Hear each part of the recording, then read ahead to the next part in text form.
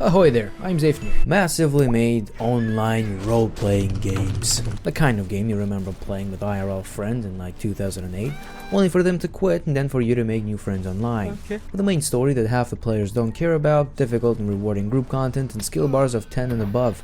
The Elder Scrolls Online feels different from the norm, but these are worth a shot, or at least a pike in 2021. I'll be honest with you, I have no idea what the story is supposed to be in ESO. You wake up in Cold Harbor, sort of like the Soul Cairn of Moloch Ball or something.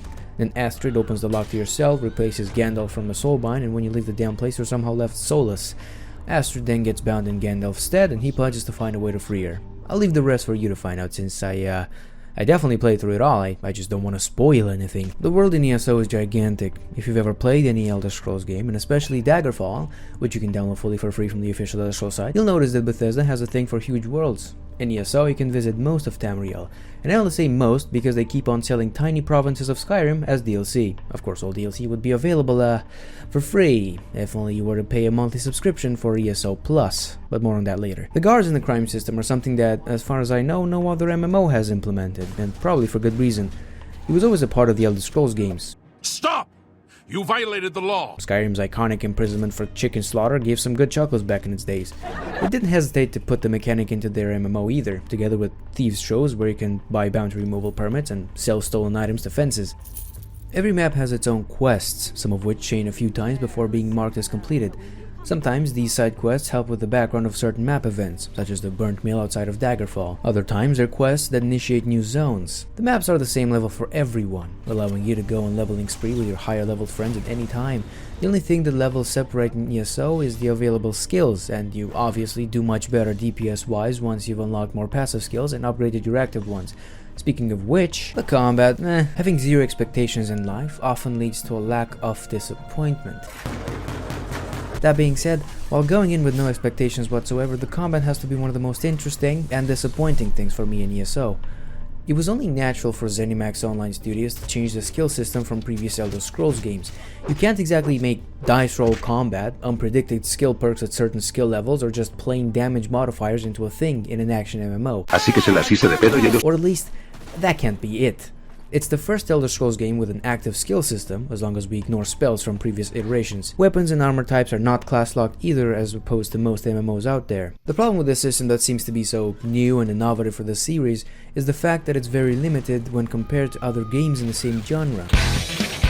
Skill trees have 5 active skills at most to unlock, be it class specific or weapon specific. A lot of them are locked until high levels, leaving you relentlessly spamming the same skill until you level up, and there is no skill cooldown since they use Windshield Liquid or Mountain Dew instead. Even the Daredevil from Guild Wars 2, which has an official rotation of 3 buttons, is more fun to play, since the skill bar there is bigger than 5 and there's more variety in skills and builds, what with the trait system and separation of skills into healing, utility, and elite.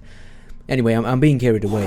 On an ending note, 2 of the 6 total classes are Crown Store locked, so no necromancy without forking over extra dough. One of the most important things in online interactions is the community, be it Battlefield, Reddit, 4chan, or any MMO out there. You don't want an edgy and destructive kind of environment on your first go. Tractor! Tractor! Luckily, guilds in ESO are separated into casual, elite, and balanced, and you can get your bearings as you go by first joining a casual guild.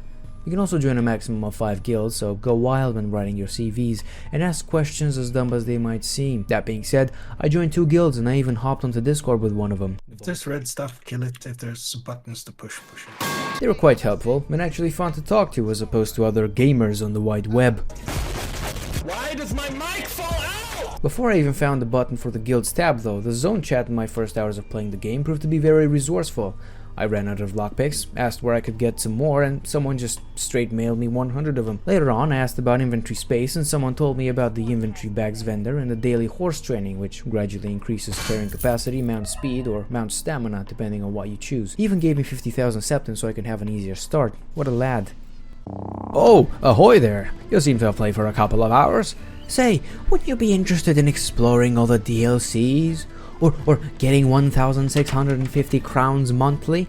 Or perhaps you'd like to progress faster with increased experience gold and research rates, double bank space, access to the craft bag. Well then, I hope you can afford to fork over $12 a month. puzzle here, capiche? The voice actors do their job pretty well. Emotion is felt where necessary, but some people who voiced the Nords in Skyrim are now voicing Britons or something, and it feels off if you played the previous Elder Scrolls entries. The combat sounds, and especially the weapon impact sound effects, sound mushy and probably a bit more realistic than needed. You'd expect a high fantasy world to have over-the-top swings, slashes, and Samurai Jack-style sword-drawing noises. Instead, you hear results similar to chopping wood in real life. The ambience is really well set, even in the absence of music. In fact, I recommend turning off the music every once in a while just to enjoy the nature. In the words of a certain carrier from a world we previously explored, I'm now one for reminiscing. But the sound in the forest reminds me of kinder times. The wind blowing into the foliage, the birds chirping in the running water, maybe even the occasional fly sound effects, all play into immersing you in the world that is Tamriel. And that's just the forest sounds. Music is great. I kid you not when I say that listening to the OST separately from the game encouraged me to go back and keep on playing it, and also to replay Skyrim for the 37th time, this month at least.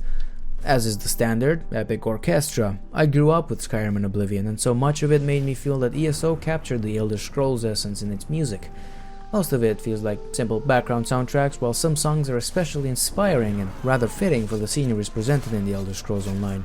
Since I chose to play as a race which is part of the Daggerfall Covenant during the character creation, which, by the way, is rather extensive and filled with different choices, by which I mean you can make quite the thick character, I heard certain songs more often than the players from the other factions. Still, only Cyrodiil is a PvP map, so you can always visit the Dominion as an orc and enjoy the cultural differences. In terms of graphics, you get what you might expect from an MMO, especially one from 2014. It stands the test of time, mainly due to the numerous animations, making ESO a good choice if you're looking for an MMO to roleplay in. But we're not going to delve into that one. Instead, let's just admire the Oblivion portals docking with Tamrielic soil, or better yet, the wide variety in biomes, as deserts, forests, swamps, were all presented in high detail. A thing I want to address that probably has nothing to do with the in-game graphics is the trailers. If you've ever watched an ESO official trailer, you'd think that they're teasing an Elder Scrolls movie and not just an upcoming DLC. The action is always intense, the camera always moving and shaking like whoever filmed it had Parkinson's. Only problem with this is that they're not using the in-game engine to achieve the trailers, but they work like WoW's trailers in terms of hype generating, I guess. Just the soundtrack reminded me once more how much effort is put into everything that's video gaming. While the combat was lackluster and the quests rather overwhelming in number at times, the music spoke to me, the community was kind, and the trailers had me hyped for content I would never even touch. I give ESO Pike, but no shot, mostly because of the effort put into the cinematics and the art, but can art save a game that lacks mechanics? Let me know what you think in the comments down below. If you reached this far without skipping ahead, I salute you once more. Make sure to check out the Discord server and keep that bell dangling.